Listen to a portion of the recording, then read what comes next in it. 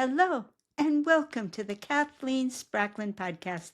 I am a woman on a mission to gather a cadre of writers, thinkers, and teachers who are transforming the world one character at a time. And it all comes down to one thing, a deep understanding of human motivation, why people do what they do, and the forces that drive them. Well, this is the 10th and final episode in a mini-series that we've been doing on the character traits that is an introduction to my book, Writing with Emotion. If you've purchased my book, Writing with Emotion, this series is an ideal one for you as it gives you an introduction to this book that will give you much of the terminology that you will need to get the most out of this book.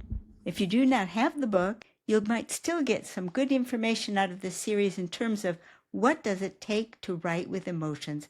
And this is the kind of theme that a little bit of knowledge will help a great deal, and there's almost an inexhaustible amount of knowledge that you can have. You could go as deep as you like within it, but it sure helps to have at least a smattering. So for this last episode, we're talking about the character traits themselves. There are 28 of them that are divided up into 4 groups and 10 subgroups. The character traits are not evenly distributed across those 4 groups, and we'll see how they're divided in this lesson, and we'll see what organizes them. You need character traits to be able to populate a character profile diagram, which is what we've been talking about all along. But in reality, you can get a good start just with common definitions of words that we know in the English language that relate to character traits. And this lesson will give you some more words to work with. Although in reality they have very technical definitions, but you can get a good start just with the dictionary definition. So come on over to the down-facing camera and let's take a look at the character traits and how they're organized. See you over there. Okay, here we are in our syllabus, and we are on section D, the 28 character traits, the final section in our mini-series, Emotions in Writing. So this is our header card for the series that we made when we set up the syllabus. A library of well-defined character traits will let you understand the emotional profile of any character. There are 28 character traits, and they're divided into 4 groups. And this episode, we're going to take a run through these groups and see how they are divided up and what's the logic behind how they're divided up. Well, this is a bit of an overview of the 4 groups to give us a little bit of a background information on how the character traits are distributed. We'll look at each group individually, and then we'll understand more about what their meaning is. Right now, we're going to see that there's a little insight group that has 3 character traits, a slightly larger resilience group with 5, a balance group that has 7 character traits, and an empathy group that has 13 character traits. In the insight group, there's only 1 subgroup, 2 in the resilience, 3 in the balance, and 4 in the empathy. So they get more complicated and they get larger as we move around the wheel. It's rather interesting that the subgroups go 1, 2, 3, 4, and that the number of character traits are all prime numbers, 3, 5, 7, and 13. Pretty interesting, but let's take a look at what they're meaning, because that's where we really get into the value of the character traits. The insight group struggles for understanding. It has one and only one subgroup, the wisdom subgroup. So the struggle to understand is what holds these character traits together. So we have circumspection, which is trying to understand what's going on right now, having a good understanding of all the circumstances that are in play in the current situation. Foresight, which deals with what might happen and coming to terms with the possibilities that are probable out there and making plans and contingency plans. And docility has a lot to do with what is already known, because it's about being ready to learn. So in a way, we actually have past, present, and future all covered in this one subgroup on wisdom, where the nature of the struggle is for understanding. Now we're coming back to this word struggle, which was the word that we had on our very first day, the very first part of our mini-series, where we found out that the character traits can be best understood in terms of the nature of the struggle. Because when we study the struggle, that's how the groups form, and that's how we end up with 28 different traits that collectively cover all of human motivation and which amazingly have no overlap between them. So it's a complete landscape. So it's enormously valuable. It's like having a painter having a full set of colors in their collection of pastels or oils. The next group that we'll take a look at are the resilience group. There, the struggle is against the physical world or external circumstances, anything that is not people related. And this is a struggle, usually nature or obstacles that get in our way.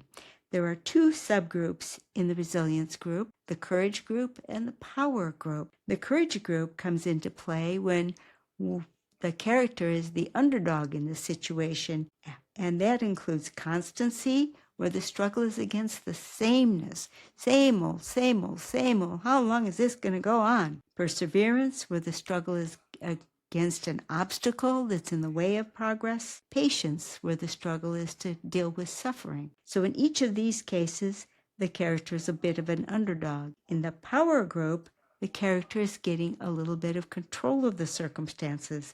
And what we have is two character traits, both of which have to do with greatness. Magnificence having to do with unleashing greatness, and magnanimity having to do with sharing greatness. Those are the character traits in the resilience group. The balance group is our next group to study. There, the struggle is to manage oneself. Self-control and self-mastery is what unites this group. And we have three subgroups: self-regulation, attention, and self-assessment. In the self-regulation group, we have moderation, which is all about proportionality. When is enough enough? Orderliness of oneself and one's surroundings, keeping things tidy and organized. Self-control. Does your character have willpower? Can he get himself to do what he wants himself to do? The attention subgroup has meekness and modesty. Meekness is about giving attention to others, and modesty is about seeking attention for oneself. And the final subgroup in the balance group is self-assessment. There, honesty is about facing one's history, and humility is about understanding one's giftedness. The final subgroup, empathy, is a struggle to live well with others, to get along with others, to live in community. It has 13 character traits, and it's going to take us 2 cards to run through them all. The first subgroup is dependability, and in that we have loyalty, where you're honoring your group membership; responsibility, where your character is, does he keep his commitments; sincerity, which has to do with truthfulness in our dealings with others; and trustworthiness, doing what's right. The sociability subgroup has affability, friendliness, approachability, courtesy, politeness, kindness, responding to need, respect, acknowledging status roles like physicians or those in authority such as police officers. The group continues with response, where gratitude is showing appreciation, generosity is paying it forward, and transcendence is going beyond the obvious. The honor subgroup has obedience, honoring authority,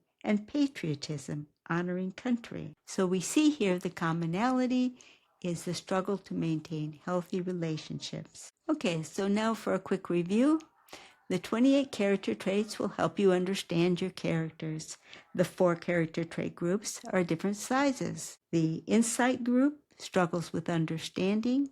The resilience group struggles with the physical environment. The balance group struggles to manage oneself. And the empathy group struggles to live well with others. Now, obviously, just running through a list like that of character traits isn't going to be of too much value other than for you to be aware of the 4 groups, and you can replay the video to capture them.